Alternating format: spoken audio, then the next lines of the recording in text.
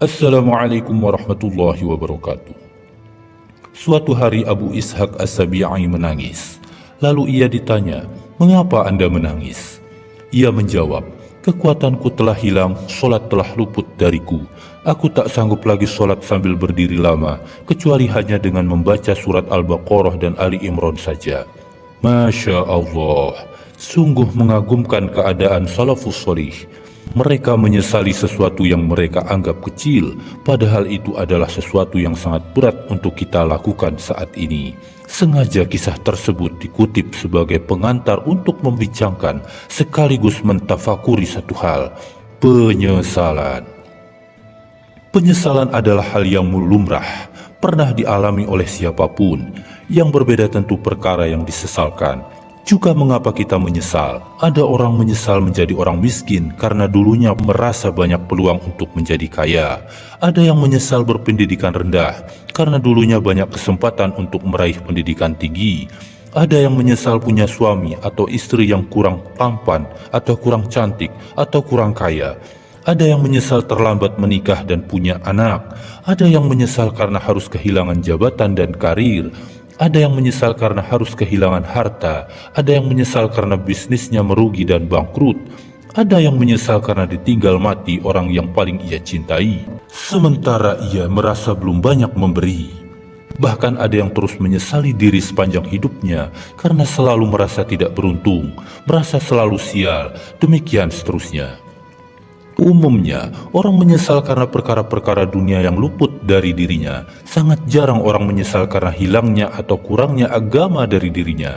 Sedikit orang, misalnya, yang menyesal karena terlambat sholat berjamaah di masjid, terlalu kecil bersedekah, terlalu sedikit membaca Al-Quran, daripada membaca WA, Twitter, Instagram, Facebook, TikTok, dan sebagainya. Terlalu banyak waktu dihabiskan untuk hal-hal tak berguna, terlalu sedikit menyisihkan waktu untuk belajar agama. Bandingkan dengan penyesalan Abu Ishaq As-Sabi'i tersebut, yang karena sudah tua, tak sanggup berdiri lama dalam sholat.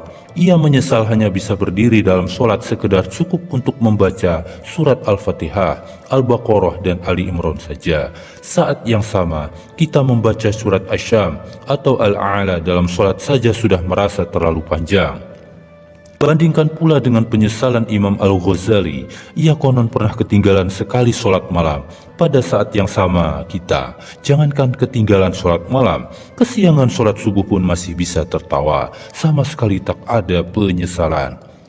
Yang lebih parah, banyak orang sedikit pun tak menyesal saat ia telah melakukan banyak dosa, bahkan dosa besar, seperti zina, riba, suka berbohong, sering menebar janji palsu, zalim terhadap rakyat. Ia melakukan semua itu tanpa beban, tanpa merasa berdosa, bahkan mungkin dengan ketenangan yang luar biasa. Padahal penyesalan, meski acap kali terlambat, tetaplah berguna.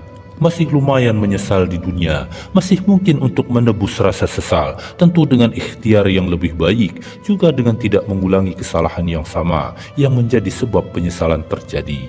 Yang merepotkan adalah saat penyesalan benar-benar datang terlambat, bukan di dunia, tetapi di akhirat, saat ajal mulai mendekat.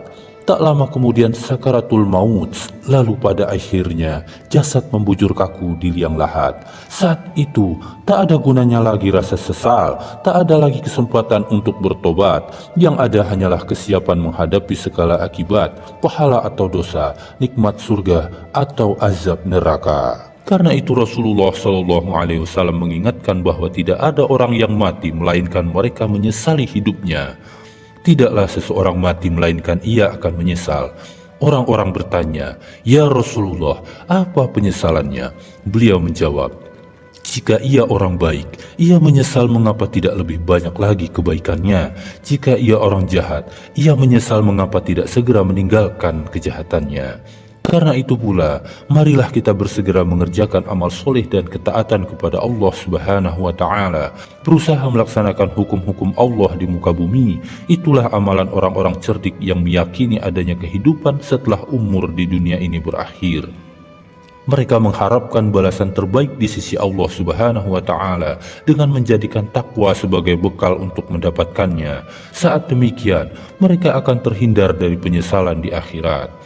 Tentu berbeda halnya dengan orang-orang fasik atau kafir.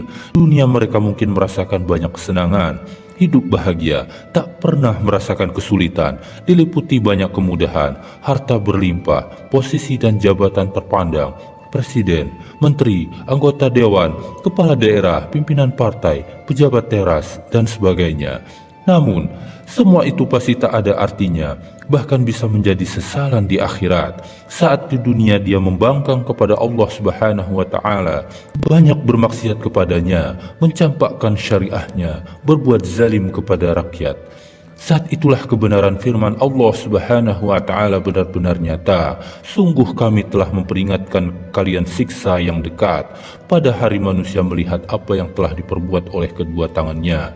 Dan orang kafir berkata, alangkah baiknya sekiranya aku dulu hanyalah tanah. Puncaknya, saat mereka sudah menyampaikan semua jenis khayalan dan penyesalan, tetapi tidak berdampak apapun, mereka lalu berandai-andai untuk mengorbankan anak, istri, dan keluarganya.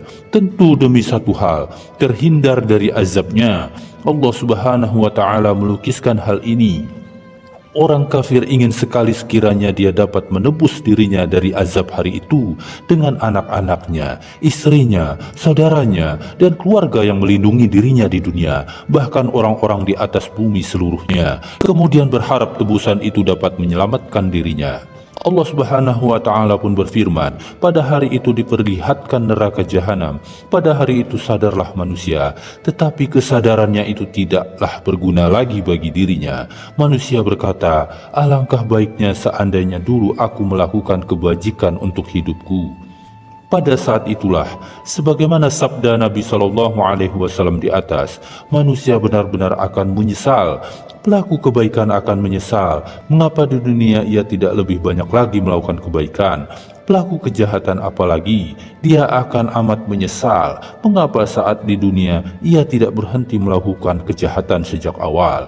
Alhasil, selayaknya kita bertobat sebelum terlambat, taat sebelum ajal mendekat, segera meninggalkan maksiat agar tak menyesal di akhirat. Wa ma taufiqi illa billah. Wassalamualaikum warahmatullahi wabarakatuh.